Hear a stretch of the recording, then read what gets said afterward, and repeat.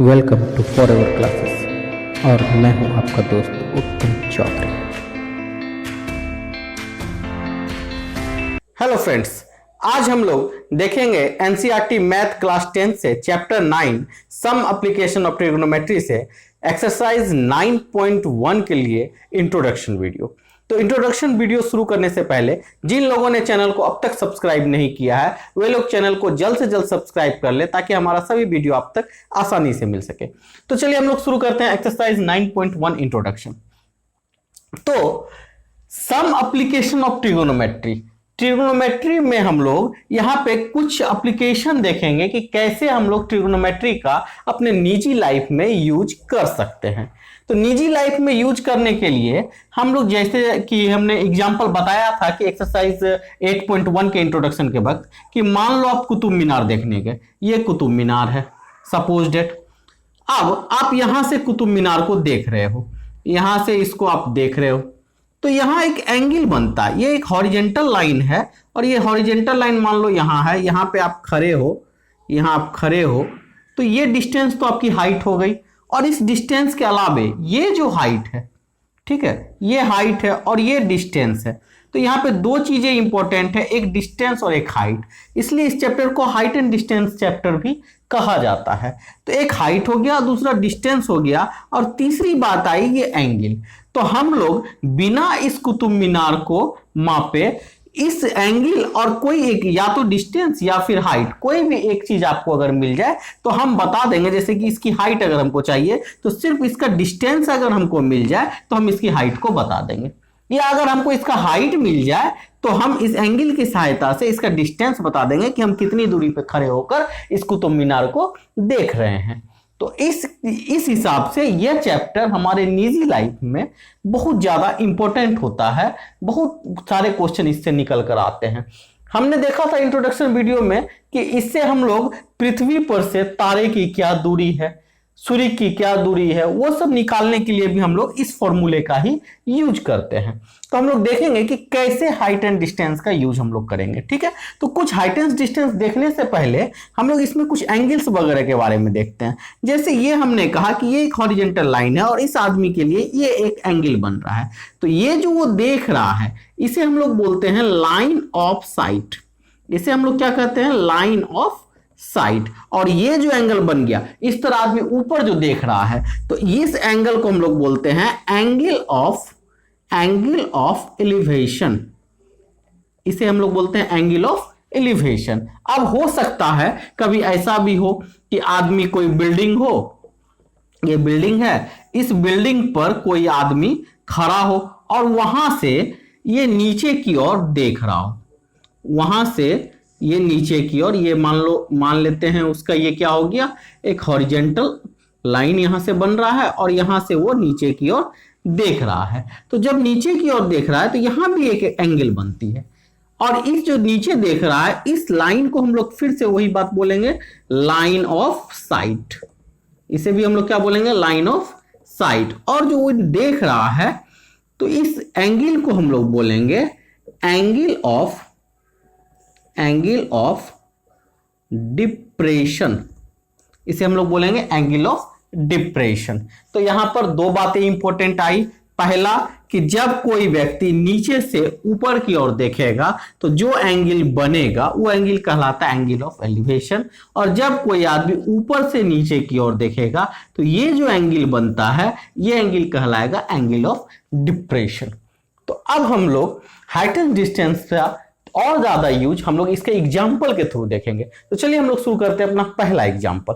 तो मेरा पहला एग्जाम्पल है, a tower stand vertically on the ground from a point on the ground which is 15 metre away from the foot of the tower. The angle is elevation of the top of the tower is found to be 60 degree. Find the height of the tower.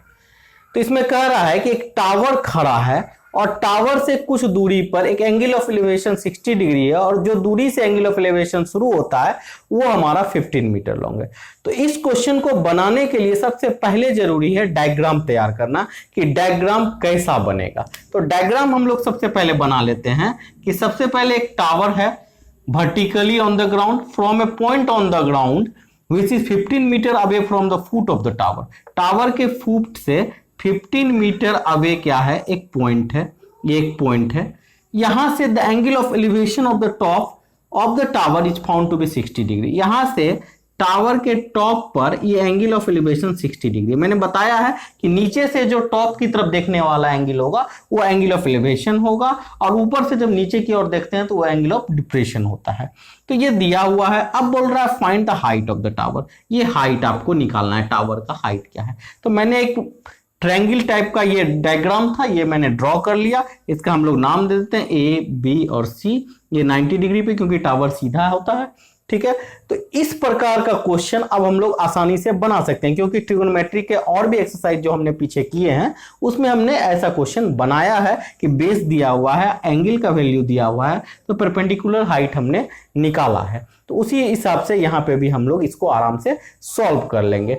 तो ये ऐसा question है जो हमारे निजी life में बहुत ज्यादा जरूरी होता है। कभी कभी हमें ऐसा चीज सामने आ जाता है कि हमें हाइट निकालना है और ये डिस्टेंस दिया हुआ और एंगल दिया हुआ, तो हम लोग आसानी से निकाल सकते हैं। इसीलिए इस चैप्टर को बनाया गया है और ये बहुत इंपॉर्टेंट चैप्टर है।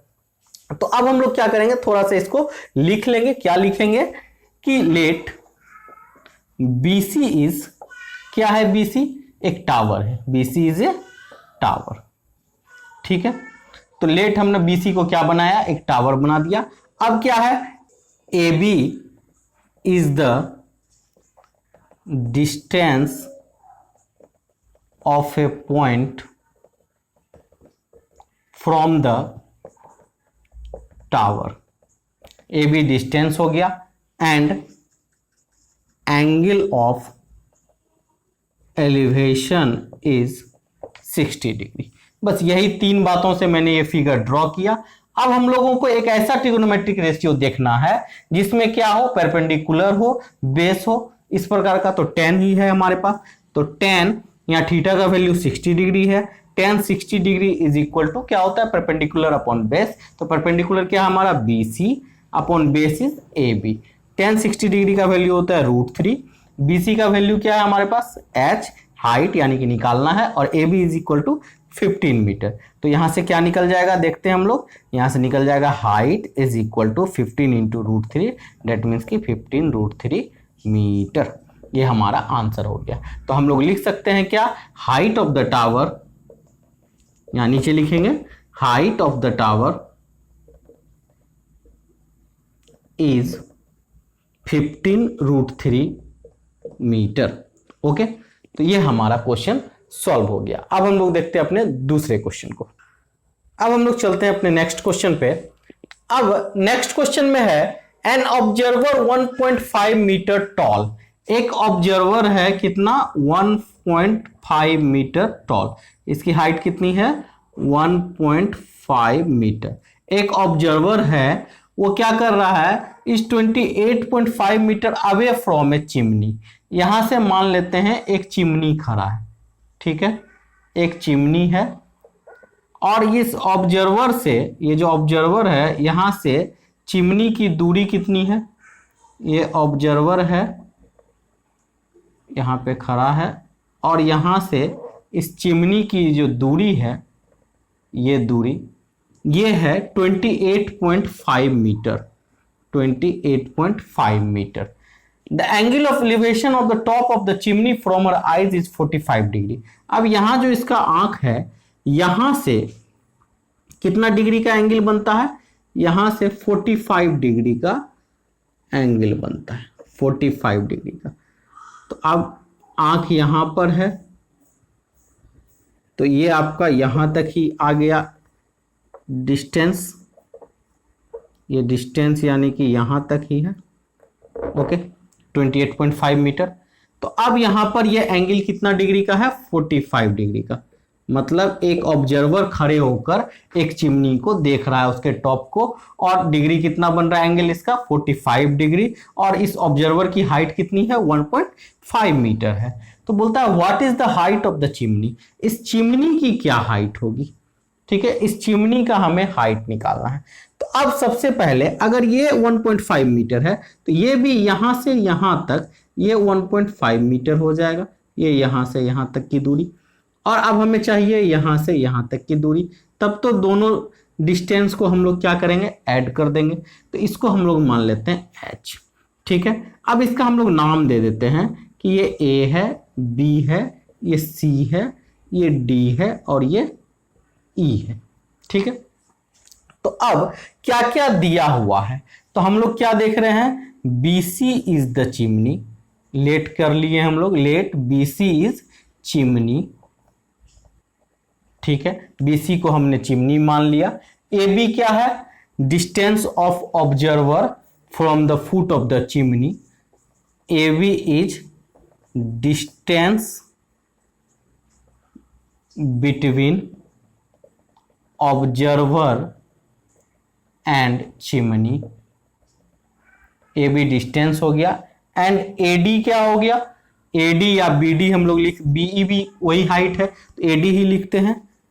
AD is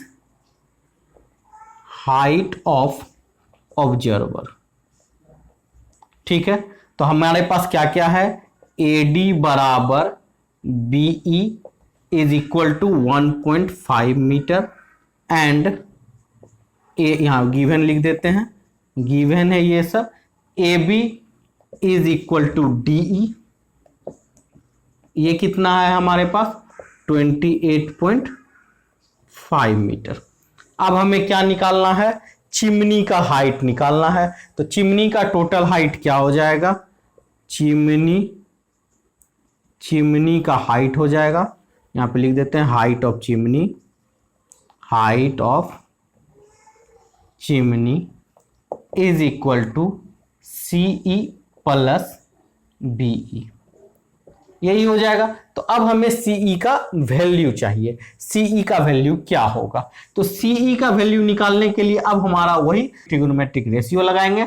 tan 45 degree is equal to tan 45 degree is equal to क्या हो जाएगा, CE upon DE, CE upon DE। tan 45 का वैल्यू होता है 1 और CE का वैल्यू हाइट है, निकालना है, और D is equal to 28.5 metre.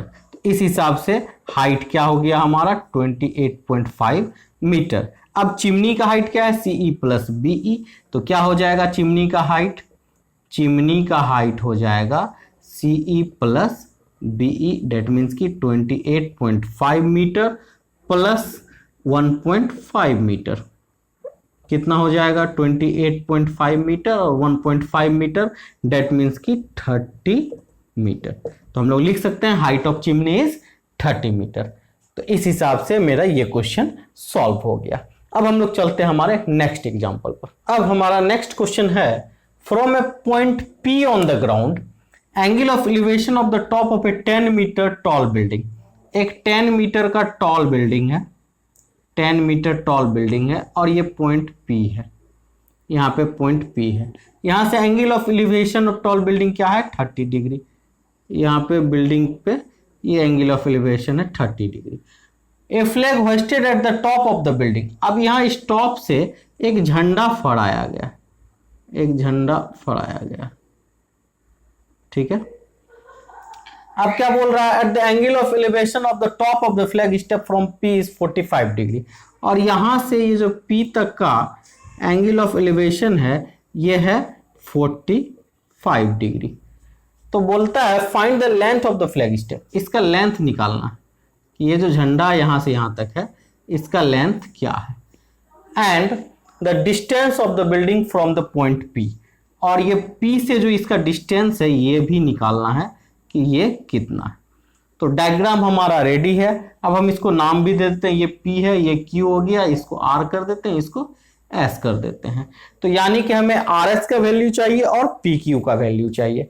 तो अब हम लोग सबसे पहले जो मानते हैं कि let RQ is the building, ये सब लिखना थोड़ा जरूरी है आपके एग्जाम ऑफ व्यू से, तो आप इसको इतना लिख दोगे और उसके बाद हम डायरेक्ट आप क्वेश्चन बनाना शुरू करते हैं। तो लिखने का काम आप लोग कर लोगे कि कौन क्या है, RQ बिल्डिंग है, RS फ्लैग स्टेप है, एंगल ऑफ एलिवेशन 30 डिग्री और 45 डिग्री है और डिस्टेंस PQ है। तो चलिए हम लोग सबसे पहले शुरू करते हैं PQ का वैल्यू निकालना। तो यहां से हम लोग अगर tan 30 डिग्री ले लें तो हम लोग लिखते हैं tan 30 degree is equal to, इसके लिए क्या हो जाएगा, ये RQ upon PQ, RQ upon P Q, ऐसा हो जाएगा क्योंकि ये परपेंडिकुलर है, ये बेस है। तो अब tan 30 डिग्री का वैल्यू क्या होता है 1/√3, 1/√3 और आर क्यू कितना है यहाँ पे 10, पी क्यू नहीं पता है तो पी क्यू निकल जाएगा अब यहाँ से, तो पी क्यू इज 10 इंटू √3 यानी कि 10√3, 10√3 और यहाँ √3 का वैल्यू आपको बताया गया 1.732 लेने के लिए, तो 10 इंटू 1.732 ये यहाँ पर आ जाएगा 30, ये कैंसिल, डेट मीन्स की 17.32 मीटर। ये आपका क्या आ गया इसका वैल्यू 17.32 मीटर। अब आपको क्या चाहिए, इस एस आर का वैल्यू चाहिए। अब इस एस आर का वैल्यू लाने के लिए हम लोग क्या करेंगे, यहाँ पर 1045 का मान ले लेंगे यहाँ पे। तो क्या लिखते हैं अब हम लोग डायरेक्ट 10, यहाँ पे जगह नहीं है, आप लोग इसको नीचे लिखेंगे 1045 डिग्री। 1045 के लिए पूरा P क्या हो जाएगा एस क्यू और ये हो जाएगा एस क्यू और नीचे पी क्यू।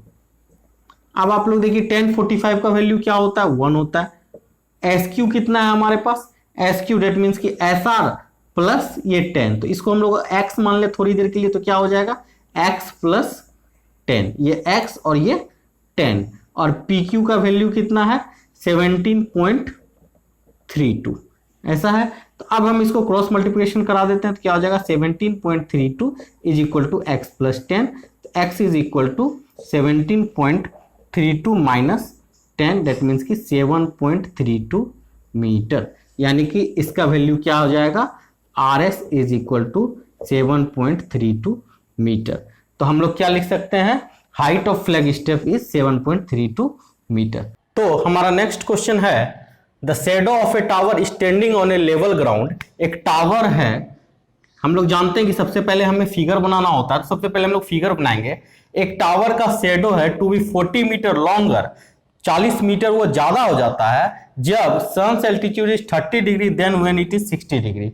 जब वो क्या हो जाता है 60 डिग्री से 30 डिग्री पे चला जाता है, जैसे ये टावर का शेडो यहाँ था, यहाँ पर ये 60 डिग्री था, ठीक है। जब ये 60 डिग्री से शेडो 30 डिग्री हो जाता है, ये 30 डिग्री हो जाता है, तो ये क्या हो जाता है, कितना लॉन्गर हो जाता है 40 मीटर लॉन्गर हो जाता है। तो ये हमारा क्वेश्चन है। तो बोलता है find the height of the tower.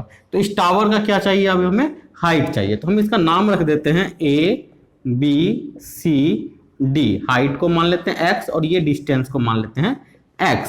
तो हम लोग यहाँ पर लिख देंगे B C is tower and B D is the length when altitude is 60 degree and A B is the length when altitude is 30 degree. इतना लिखने के बाद फिर करेंगे let B C is equal to H metre and D B is equal to X metre, ठीक है, हमने मान लिया। अब हम लोग क्या करेंगे 1060 का वैल्यू निकालेंगे।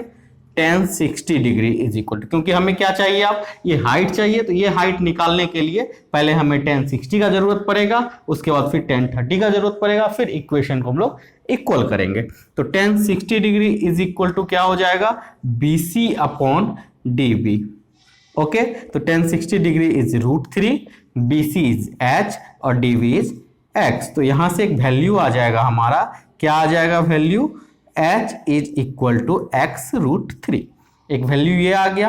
अब हम लोग 1030 का वैल्यू निकालेंगे। तो 1030 degree is equal to BC upon AB, BC upon AB। तो 1030 का वैल्यू होता है 1/√3 और BC का वैल्यू फिर से H और AB का value 40 plus X। AB is X plus 40 या फिर 40 प्लस X। तो यहां से H का वैल्यू क्या आ जाएगा, H इज इक्वल टू, ये इस साइड जाएगा X प्लस 40 अपॉन √3, ये हमारा H का वैल्यू आ जाएगा।